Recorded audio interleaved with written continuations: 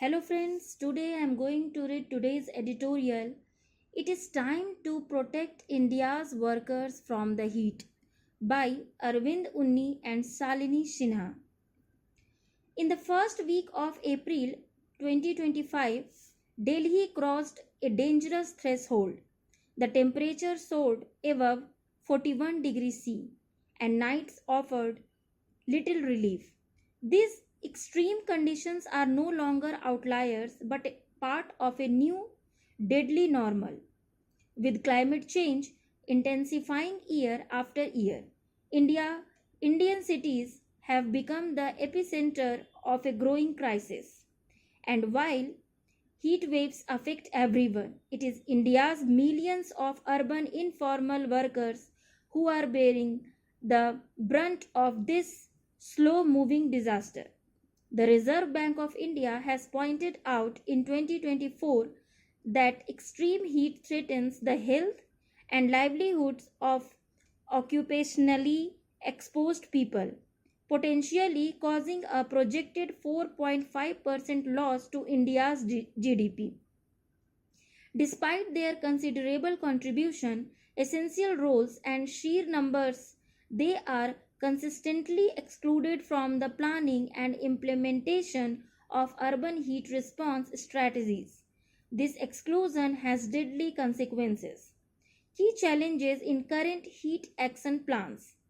Many Indian cities now have heat action plans inspired by pioneering efforts as in Ahmedabad. These plans, guided by the National Disaster Management Authority, are meant to prepare cities for increasingly frequent and intense heat waves. Yet, more than a decade later, most heat action plans remain perfectionary,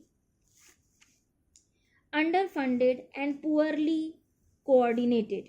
A review of HAPS across India reveals a consistent worrying pattern. Informal workers are largely invisible. Worse, most treat heat waves as temporary, short term disasters instead of the symptoms of a deeper climate crisis that demands long term structural responses. The NDMAs 2019 heat wave guidelines do not mention informal workers explicitly, but generally under the category of outdoor workers and vulnerable groups. At the state level, most heat action plans lack protocols for occupational safety, hydration, cooling spaces, shade provision, or even a mention of compensation for lost work. City level plans take a generalized public health and awareness approach, neglecting livelihood impacts. Heat action plans in India also suffer from fragmented governance and institutional silos. The ministries of Labor, Environment, Urban Affairs, and Health operate independently in the absence of guidelines at the central level, resulting in disjointed and inconsistent protections for workers.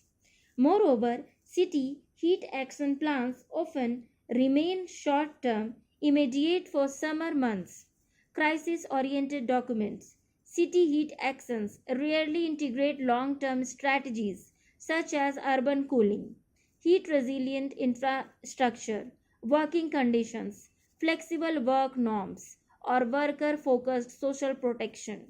Globally, cities are adopting worker protections against rising heat. In the US, California, and Oregon mandate employers to provide water, shade, rest breaks, and heat safety training. France Plan Canicule requires work adjustments, hydration during heat alerts, and opened public buildings and spaces to the public for cooling off. In Qatar and Australia, outdoor work is restricted during peak heat, and employers are obligated to assess and mitigate heat risks. India too offers examples. Ahmedabad's heat action plan introduced adjusted working hours and shaded rest areas. Odisha mandates a halt to outdoor work during peak hours. These good practices and innovations do offer replicable, work centric models for adapting urban livelihoods to extreme heat. Towards a worker centric response, we urgently need a new kind of urban heat response, one that is worker centered, just, and grounded in lived realities. First, the NDMAs 2019 heat guidelines must be updated to explicitly include informal workers. A revised framework must map occupational vulnerabilities distinctly for varied workers, whether it is for construction workers, street vendors, waste pickers, gig workers, or a rickshaw pullers, and provide actionable protocols for city and state governments that may use them contextually. This includes defining safe working hours, mandatory rest breaks, access to water, and emergency response mechanism. Second is the mandate for worker participation in the creation of city and state heat action plans. These cannot remain top down exercises. Every municipal body must engage worker collectives, unions, and worker welfare boards in co creating occupation specific plans, constituting civil society and community coordination groups at the city level is key. Local wisdom and the involvement of workers' associations in co producing solutions makes policies more realistic, responsive, and respected. Third, informal workers deserve the right to shade, rest, and cooling. We need to establish shaded rest zones, hydration points, and community cooling centers in key locations, markets, transport hubs, public spaces, labor chalks, construction sites. Open public buildings, malls, and open spaces as a cooling centers. These must be accessible, gender sensitive, and co maintained by workers and the local community. It is time to develop norms, guidelines, institutionalize protections, and allocate dedicated budgets for this.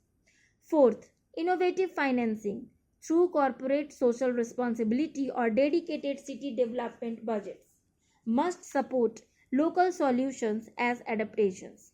Health insurance must be expanded to cover heat related illnesses, especially for those in informal occupations who are typically excluded from mainstream schemes. And yes, community neighborhood contribution and involvement are must and should be woven in action plans. Cool roofs, shaded walkways, and passive ventilation must become standard practices, not just pilots. As a part of city design and governance. Fifth, this leads to a bigger shift, embedding heat resilience and a worker safety into how we design and govern our cities.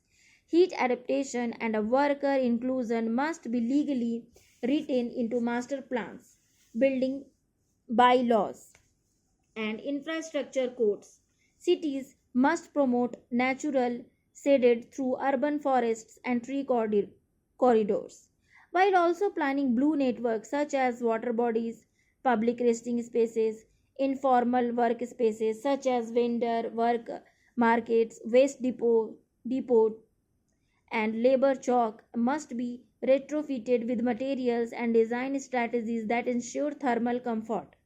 Sixth, at the national level, we need an interministerial task force on climate and work, bringing together the ministries of labor and employment, forest and climate change, and health, with, of course, NDMA and state disasters management authorities.